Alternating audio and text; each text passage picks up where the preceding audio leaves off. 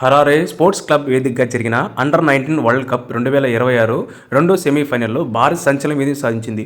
ఆఫ్ఘనిస్తాన్ నిర్మించిన 311 పరుగుల భారీ లక్ష్యాన్ని టీమిండియా కుర్రాళ్లు ఊపిరి బిగబట్టే ఉత్కంఠ లేకుండా ఛేదించేశారు.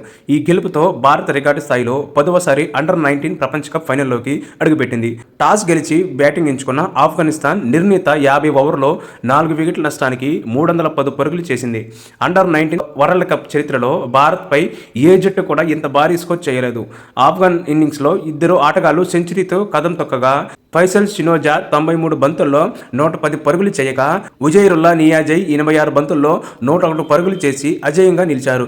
వీరిద్దరూ మూడో వికెట్కు 148 పరుగులు భారీ లక్ష్యాన్ని నెలకొల్పారు.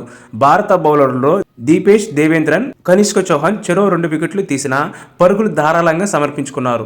రేపు జరగనున్న ఫైనల్లో భారత్ తన ప్రత్యర్థి ఇంగ్లాండ్తో తలపడనుంది. ఇప్పటి వరకు 5 సార్లు ఛాంపియన్గా నిలిచిన భారత్ ఇప్పుడు 6వసారి కప్పు నెగ్గడమే లక్ష్యంగా పెట్టుకుంది. ఈ విజయంతో భారత్ యువ ఆటగాళ్లపై దేశవ్యాప్తంగా ప్రశంసల జల్లు కురుస్తుంది.